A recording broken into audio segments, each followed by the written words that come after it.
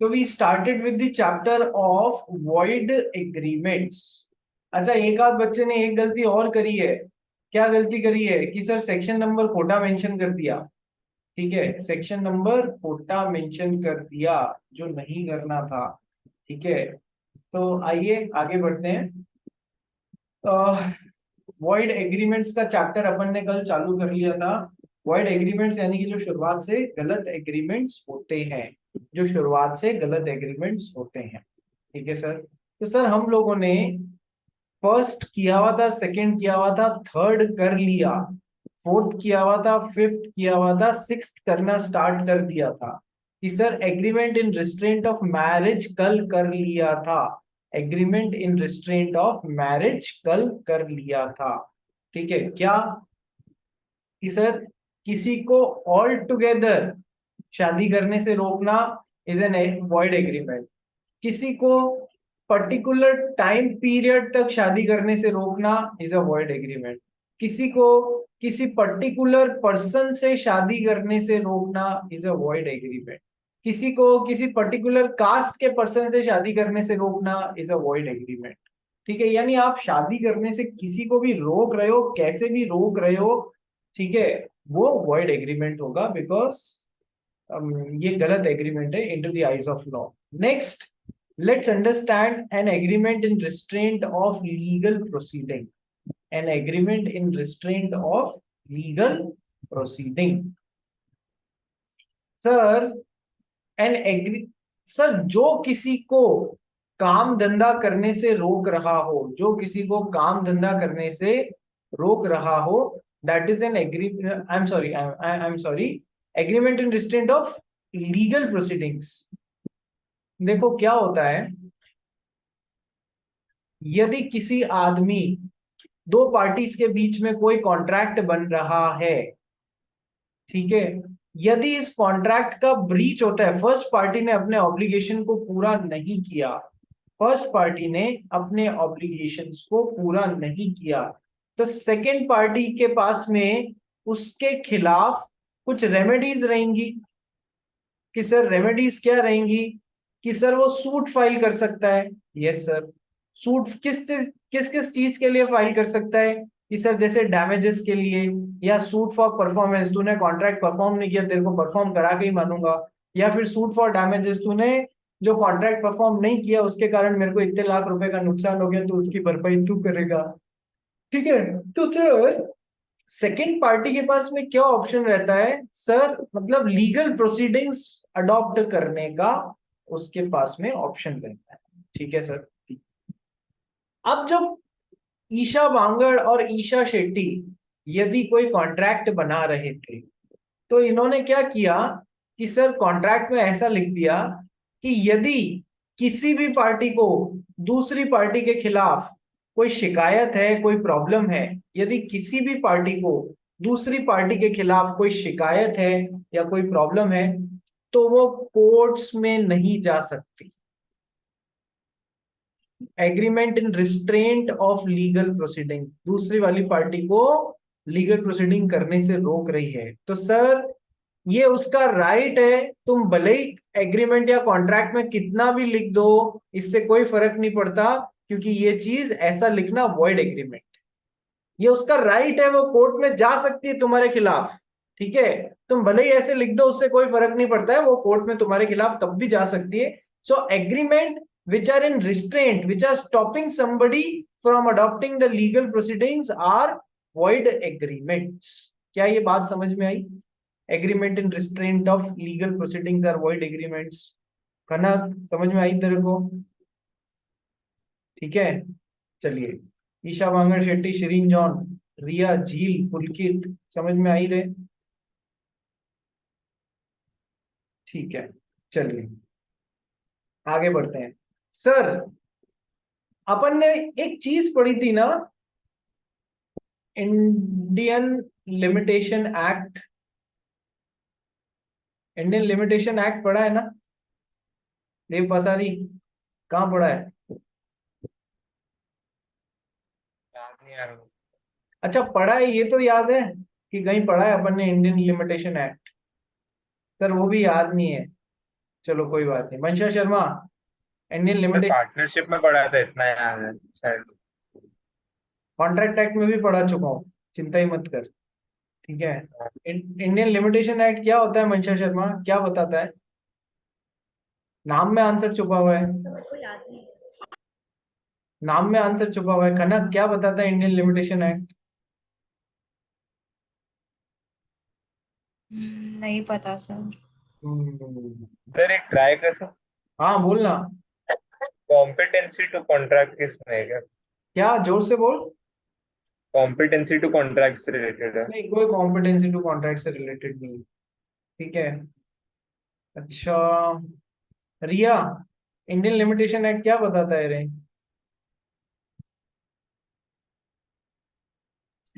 Sir किसी पे limitations आ जाती है कुछ नहीं करने की। मेरे को एकदम बराबर से नहीं पता। इसको कहते हैं ज्ञान बांटना। रिया ने जो भी किया ना, उसको ज्ञान बांटना बोलते हैं, जो उसी समय हमने भी खूब किया हुआ है। और रिया, मैं तेरे पे कोई पिन पॉइंट नहीं कर रहा हूँ। जब एग्जाम में किसी क्वेश्चन का आंसर नहीं आता था ना, तो उसी समय क्या ये होता है बना के खुद की डेफिनेशन लिख देते थे, भले ही वो सही हो गलत हो, खाली छोड़ने से अच्छा है कम से कम ज्ञान ही बांट दो उसी समय बना हुआ। ठीक है। तो ये एब्सोल्युटली ज्ञान बांट रही है। तो अब कौन बचा है भाई? पुलकित, पुलकित तो कर नहीं सकता। झील madam, what is Indian limitation act all about? Sir पता ही नहीं। ईशा शेट्टी सर, को बता सकती है? अगर कोई कंप्लेन या केस फाइल करना है तो एक लिमिटेड पीरियड के अंदर करना होगा। यस, किसी भी पार्टी को दूसरी पार्टी के खिलाफ, मिस्टर एक्स और मिस्टर वाई के बीच में कॉन्ट्रैक्ट हुआ है, मिस्टर एक्स ने अपना ऑब्लिगेशन तोड़ दिया है, तो मिस्टर वाई को उसके खिलाफ कोर्ट में जाना है। तो किस लिमिटेड टाइम पीरियड के अंदर अंदर कोर्ट में पहुंचना है? वो कहाँ बताया हुआ होगा? इंडियन लिमिटेशन एक्ट में। वो लिमिटेड, मैंने कहा ना, नाम में ही आंसर छुपा हुआ है। लिमिटेड टाइम पीरियड जिसके अंदर अंदर कोर्ट में पहुंचना होता है, वो इंडियन लिमिटेशन एक्ट। जैसे अपन ने पढ़ा था ना, टाइम बार डेट। टाइम बार डेट करके पढ़ा है या नहीं पढ़ा है? कि सर एक्स ने वाई को उधार दिया, वाई ने नहीं चुकाया, तो एक्स को वाई के खिलाफ कोर्ट में जाने का है। तो सर कितने साल में जाने का है? इंडियन लिमिटेशन एक्ट बोलता है 3 साल के अंदर अंदर जाने का है। 3 साल बाद गए तो कोर्ट एंटरटेन ही नहीं करेगा। बात समझ गए? तो that is what is Indian limitation act all about, कि सर वो लिमिटेड टाइम पीरियड जिसके अंदर अंदर कोर्ट में पहुंचना है। अब ईशा वांगड़ और ईशा शेट्टी के जो कॉन्ट्रैक्ट बन रहे हैं ना, उसमें इन्होंने एक टर्म डाल दिया कि as per Indian limitation act तो हमारे पास में 3 साल का पीरियड है, लेकिन हम में से कोई इतना वेट नहीं करेगा। जिस भी पार्टी को दूसरी पार्टी के खिलाफ केस में जाना है, वो 6 महीने के अंदर अंदर कोर्ट में पहुंच जाएगी। उससे लेट पहुंची तो फिर वो केस एंटरटेनेबल नहीं होगा। यानी कि what they are doing, they are cutting short the limitation period. They are cutting short the limitation period as provided by the Indian Limitation Act. This is an agreement which is in restraint of legal proceedings. Second variety समझ में आई? पहली variety तो थी कि एक को दूसरे के खिलाफ कोर्ट में जाने का हक ही नहीं है, कोई भी पार्टी दूसरी पार्टी के खिलाफ कोर्ट में नहीं जाएगी। Agreement in restraint of legal proceeding की पहली वैरायटी। दूसरा example, sir cutting short the limitation period. कानून 3 साल का समय दे रहा है, तुम बोल रहे हो जिसको भी कोर्ट जाना है वो 6 महीने में पहुंच जाए, अदरवाइज कोर्ट में केस एंटरटेनेबल नहीं होगा। What you are doing, you are cutting short the limitation period. This is an agreement in restraint of legal proceedings, hence void agreement. ये गलत है। आप 6 महीने नहीं, आप एक्चुअल में जो आपको 3 साल प्रोवाइड किए गए हैं उसमें आप जा सकते हो। ठीक है, अभी तो तक और समझ में आया? ये लिमिटेशन एक्ट कौन से चैप्टर में था? तू बता कौन से चैप्टर में आना चाहिए। अब तो मैंने पूरा ही खुल के बता दिया। सर सॉरी, मैंने लीव कर दिया, मेरा बैटरी लो हो गया था। क्या लीव कर दिया? मैं समझा नहीं मैं। मीटिंग से मैं निकल गई थी। मैं अच्छा अच्छा मतलब अच्छा, कौन बताएगा? शिरीन जॉन तू बता, अपन ने इंडियन लिमिटेशन एक्ट कहाँ पढ़ा हुआ है रे? Sir contract which is valid without अब कंसिडरेशन। जोर से बोलना, खाना नहीं खाती है क्या? Sir contract which is valid without consideration में टाइम बार डेट वाला था, उधर पढ़ा था हम लोगों ने। यस। कंसिडरेशन चैप्टर जिसका आपने टेस्ट दिया है ना, जिसमें तेरे बहुत अच्छे नंबर आए हैं, ये एक और एग्जाम्पल है भाई साहब। ठीक है, अच्छे नंबर तो लेके आ गई है रिया, लेकिन है ना प्रोसेस क्या है, ये टेस्ट का टाइम पीरियड आ रहा है, ये है ना टेस्ट से पहले ये है ना सारा का सारा दिमाग में घुसा लिया, पेपर पे है ना वॉमिट कर दिया, और उसके बाद में वॉमिट आप देख लो सर, हमारे तो खाली हो गए दिमाग, अब हम अगले चैप्टर के लिए अगले टेस्ट के लिए खाली कर रहे हैं। ठीक है, तो कंसिडरेशन चैप्टर जिसका तूने लास्ट टेस्ट दिया है रे, उसी में सर टाइम बार डेट हो जाता है, किसी ने चुकाया नहीं और टाइमली कोर्ट नहीं पहुंचे आप, तो वो डेट कैसा हो गया सर, टाइम बार डेट हो गया, 3 साल में कोर्ट में नहीं पहुंचे। अब मिस्टर एक्स को मिस्टर वाई को वो डेट चुकाना था, उन्होंने चुकाया नहीं, ठीक है, टाइम बार डेट बन गया, कोर्ट में इसके खिलाफ 3 साल में नहीं पहुंचा, लेकिन बाद में मिस्टर वाई की वो सुधर गई, क्या नाम है, स्थिति सुधर गई, उसने खुद से, वाई ने एक्स को वादा किया, मैं तेरे को या तो पूरा या अधूरा डेट चुकाने का वादा करता हूं। ठीक है, जैसा भी वादा किया, अब आज भले ही इससे इसको कंसिडरेशन जा रहा है इस कॉन्ट्रैक्ट को बनाते समय, इससे इसको भले ही कुछ भी नहीं जा रहा है, तो भी ये वैलिड कॉन्ट्रैक्ट होगा even without consideration for both the parties. Riya याद आया, टाइम बाय डेट। ठीक है, तो जो भी पढ़ रहे हो वो कम से वो है ना लॉन्गर ड्यूरेशन के हिसाब से समझ के पढ़ो रे, छोटा छोटा हिसाब से नहीं, लॉन्गर ड्यूरेशन के हिसाब से अपनी परमानेंट मेमोरी में डालने की कोशिश करो, ये कंसेप्ट जिंदगी भर काम आने वाले हैं जो तुम मेरे से पढ़ रहे हो। ठीक है, आगे तो सर पहला एग्जाम्पल अपन क्या पढ़ रहे थे, agreements which are in restraint which are stopping legal proceedings, पहली वेराइटी पढ़ ली, ऑलमोस्ट पूरा ही मना कर दिया, कोई भी कोर्ट नहीं जाएगा। दूसरा सर लिमिटेशन पीरियड को कट शॉर्ट कर दिया, ठीक है, छोटा बना दिया, ये भी agreement in restraint of legal proceedings, hence void agreement. Sir तीसरा, हाँ झील क्या हुआ,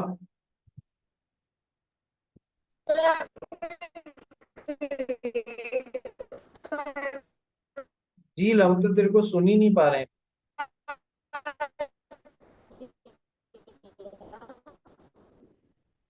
झील हम आपको सुन नहीं पा रहे हैं। हेलो हाँ झील बोल। सर। हेलो। हाँ हाँ हाँ, हाँ, आपने क्रेड करवा दिया? क्या करवा दिया agreements in restraint of trade?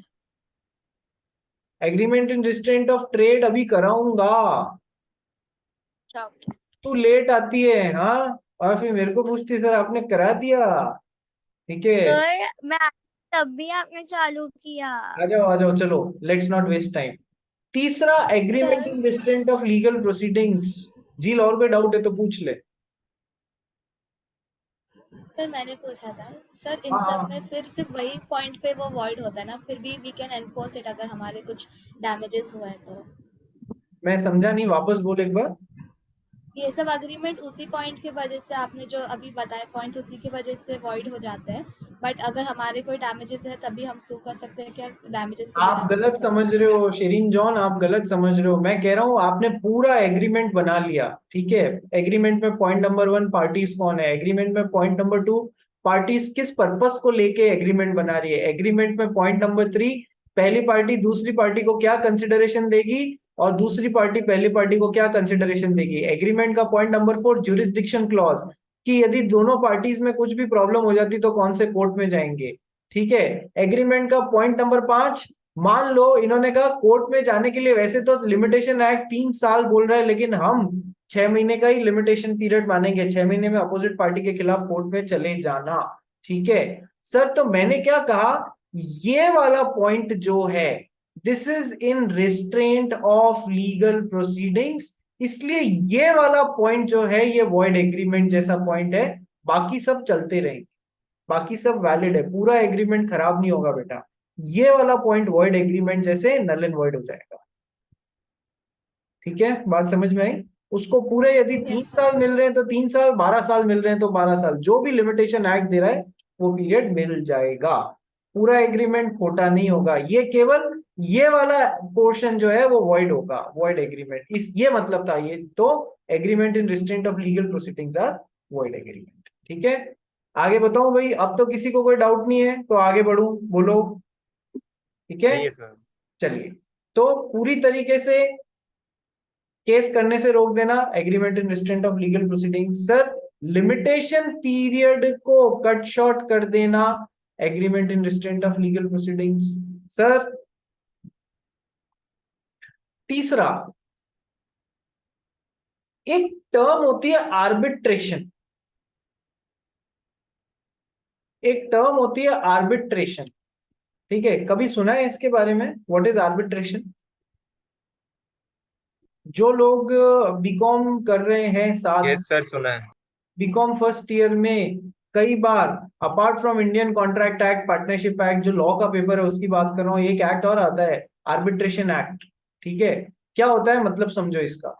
Arbitration में क्या होता है, हमारे जो इंडियन कोर्ट्स है ना, वो कोई भी केस को सॉल्व करने में बहुत ज्यादा टाइम लेते हैं।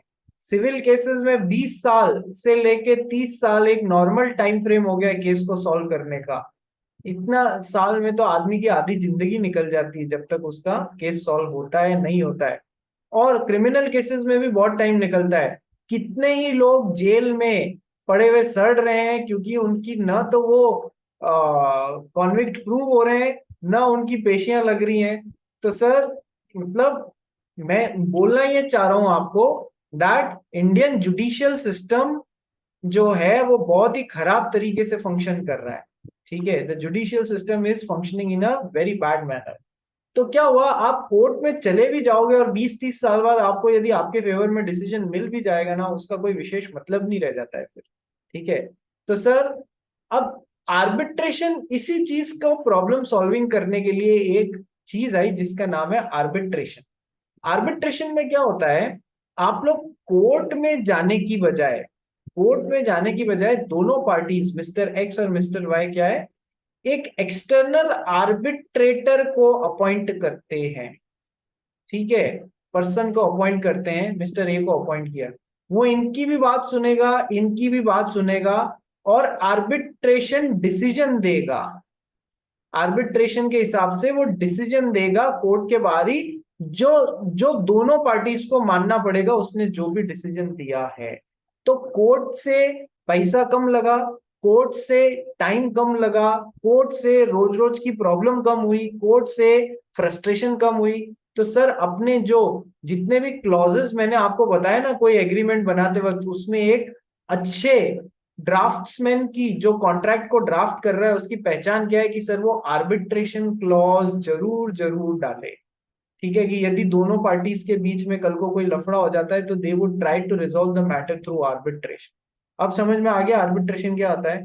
यस, आर्बिट्रेटर होता है जिसे ये लोग मिलके अपॉइंट करते हैं, वो इनका मैटर सुन के डिसीजन करता है, दोनों पे बाइंडिंग होता है क्योंकि arbitration proceedings are legal as per as per the Arbitration and Conciliation Act, Arbitration and Conciliation Act of मेरे ख्याल से 1996 ही है, ठीक है? तो उस हिसाब से सही होता है, दोनों को बाइंड करता है, ठीक है? अब देखो, यदि ऐसा कहा जाता है कि सर अपन को ये समझ में आ गया कि आर्बिट्रेशन एक बहुत अच्छी चीज है, ठीक है, इससे अपने को फायदा है, तो यदि एक्स और वाई दोनों पार्टीज ऐसा कह रही हैं कि हम में से किसी को भी दूसरी पार्टी के खिलाफ कोई प्रॉब्लम है, तो कोर्ट में जाने से पहले हम दोनों आर्बिट्रेशन के थ्रू मैटर सॉल्व करेंगे। कोर्ट में जाने से पहले हम दोनों आर्बिट्रेशन के थ्रू मैटर सॉल्व करने की कोशिश करेंगे। तो क्या ऐसा लिखना agreement in restraint of legal proceedings है? क्या ऐसा करना गलत है, ऐसा लिख देना?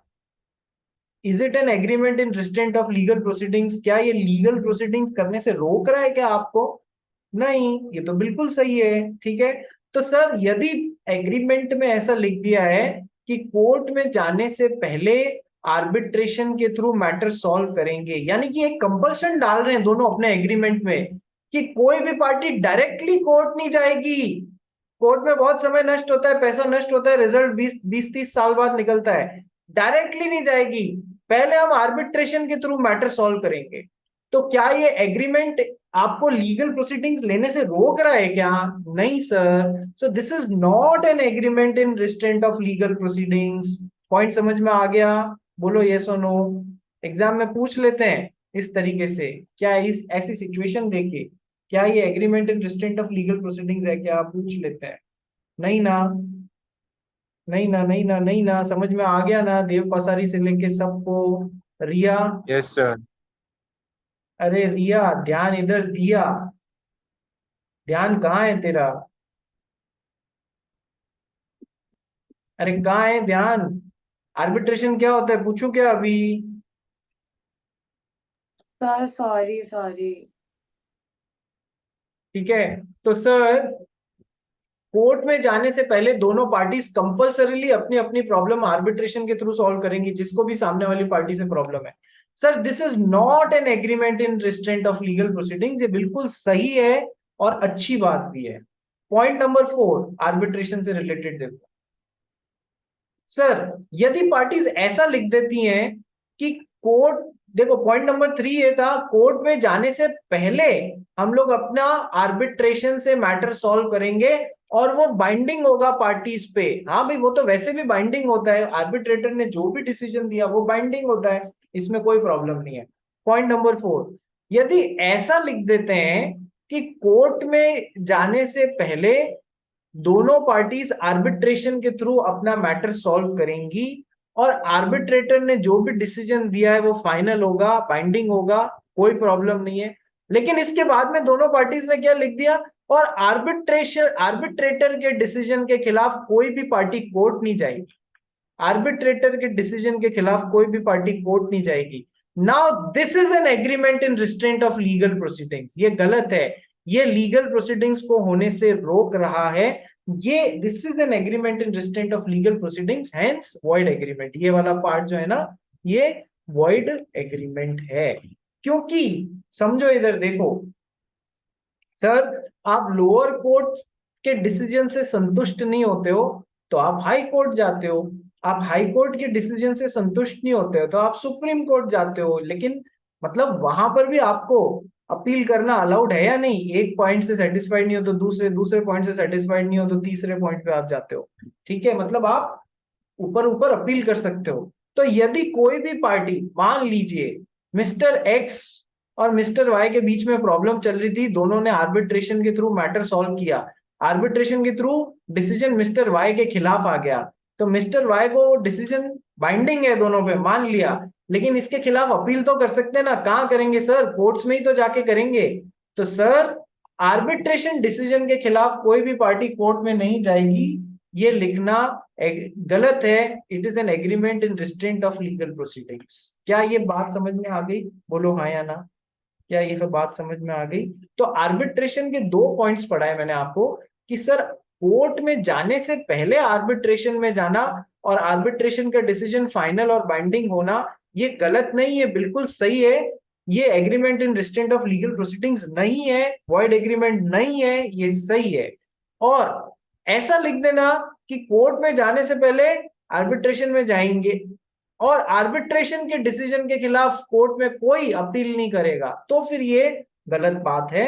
This is an agreement in restraint of legal proceedings. इतनी बात समझ में आ गई? बोलियो agreement in restraint of legal proceedings में यस, इतनी बात समझ में आ गई जो जो भी मैंने समझाई है आपको, है ना?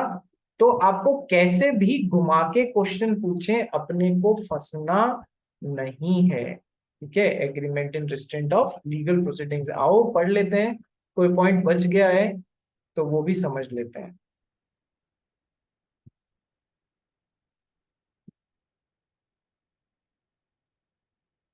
Agreement in restraints of legal proceeding. Sharin जोर से पढ़ना।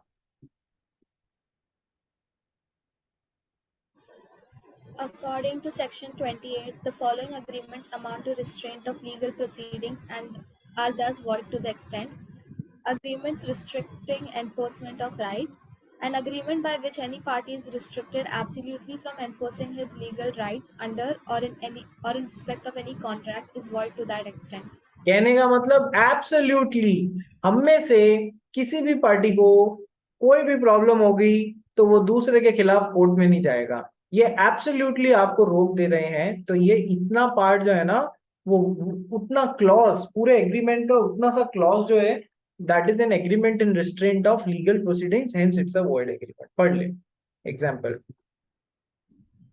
A clause in a contract provided that no action should be brought upon it in case of breach. Such a clause is void because it restricts both parties from enforcing their legal rights. ठीक है, ये तो हो गया अभी तक जो समझाया था। अब एक नई बात आई है जो मैंने आपको नहीं समझाई है, नोट पढ़ भाई। Where two courts have jurisdiction to try a suit, an agreement between the parties that the suit should be filed in one of those courts alone and not in the other court is not invalid. Milton and Company versus Oja देखो Automobile. ये point क्या बोल रहा है, कई बार क्या होता है, सुनना, एक पार्टी बैठी है गुजरात में, दूसरी पार्टी बैठी है महाराष्ट्र में, ठीक है। तो सर यदि इन दोनों पार्टीज के बीच में कुछ प्रॉब्लम हो जाती तो कौन से कोर्ट का जुरिस्डिक्शन लगेगा, कौन से कोर्ट में केस फाइल किया जाएगा? कि सर इसके लिए होता है कि सर यहाँ जा बाय डिफॉल्ट तो वो जगह होती है यदि पार्टी साइलेंट है, तो सर जहां पर ऑफर का एक्सेप्टेंस आता है वो वाली जगह के कोर्ट्स का जुरिस्डिक्शन होता है। मान लो गुजरात वाली पार्टी ने महाराष्ट्र में बैठी हुई पार्टी को ऑफर दिया, इसने महाराष्ट्र में बैठ के एक्सेप्ट किया, तो कॉन्ट्रैक्ट कहाँ बन रहा है रे, यहाँ पर बन रहा है ना। तो सर यहाँ वाली पार्टीज, यहाँ वाले कोर्ट्स का, courts in Maharashtra will have jurisdiction to see this case. या तो ऐसा है, या फिर पार्टीज अपनी मर्जी से भी डिसाइड कर सकती हैं कि courts in Gujarat will have jurisdiction, वो चाहें दोनों पार्टीज तो ऐसा भी रख सकते हैं, जुरिस्डिक्शन डिसाइड कर सकते हैं, ठीक है, कोई प्रॉब्लम नहीं है इसमें भी, ये भी बिल्कुल सही रहता है। आप लोग कोई बिल खरीदते हो, मतलब कोई सामान खरीदते हो तो उसके साथ में बिल मिलता है, बिल पे है ना टर्म्स एंड कंडीशंस लिखी हुई होती है, टर्म्स एंड कंडीशंस में कहीं ना कहीं लिखा हुआ मिलता होगा कि this sale is subject to Mumbai jurisdiction only, मतलब court in Mumbai will have jurisdiction, यदि कल को कोई प्रॉब्लम हो जाती है तो मुंबई के कोर्ट में केस लड़ा जाएगा, ठीक है। वो कई बार कई जने अपने बिल में, बिल बुक में ये भी प्रिंट करा देते हैं, वो पहले से ही उस पर ऐसा करने की कोशिश करते हैं, ठीक है। तो या तो पार्टीज ने कुछ डिसाइड नहीं किया है तो ऐसे डिसाइड किया है तो वो भी हो जाएगा, इसमें भी कोई प्रॉब्लम नहीं है। तो सर ये आपस में जुरिस्डिक्शन डिसाइड कर लेना कि कौन से कोर्ट का जुरिस्डिक्शन में केस लड़ा जाएगा, ये agreement in restraint of legal proceedings नहीं होता है, ऐसा पार्टीज को करने का हक होता है, वो बिल्कुल सही कर रही हैं, कर सकती हैं। समझ में आ गया? बोलिए यस और नो, यस और नो सभी जने। देव पासारी कना, yes sir. Yes, sir. Yes, sir. Very easy. पंशा समझ में आ गया रे? Yes, sir. ठीक है, चलिए आगे बढ़ते हैं। तो agreement restricting enforcement of right all together, दूसरा है जुरिस्डिक्शन क्लॉज, तीसरा referring the dispute to arbitration, ये भी मैंने आपको करा दिया है, आओ पढ़ते हैं इसको। पॉइंट नंबर है शिरिन।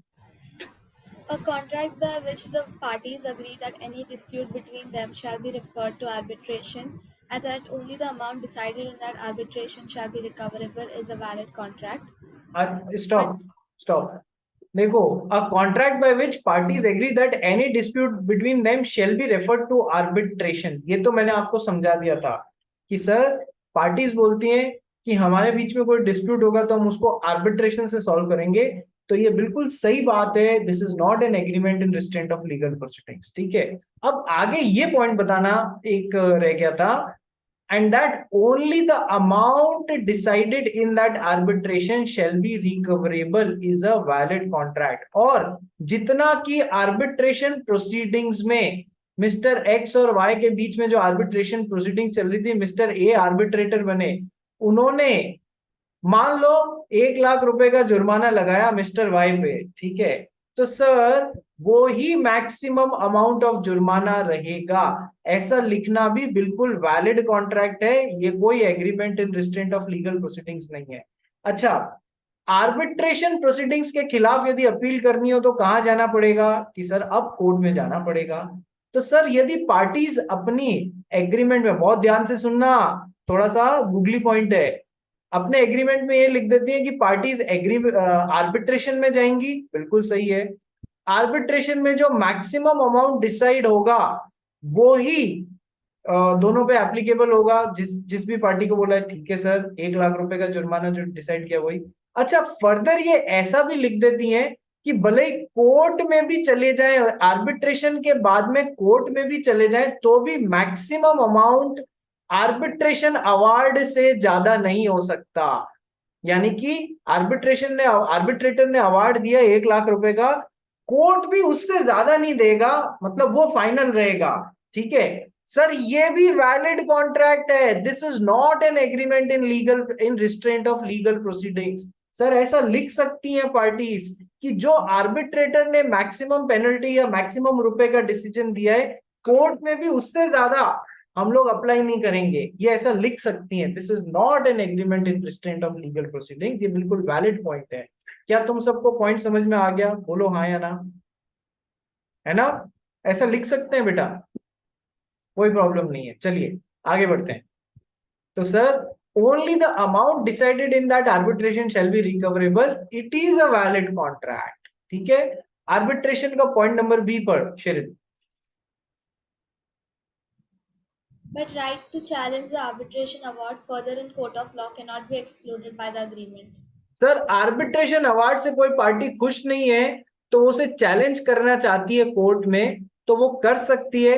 ऐसा लिख देना कि आर्बिट्रेशन अवार्ड के खिलाफ कोई भी पार्टी कोर्ट में नहीं जाएगी, ये गलत है।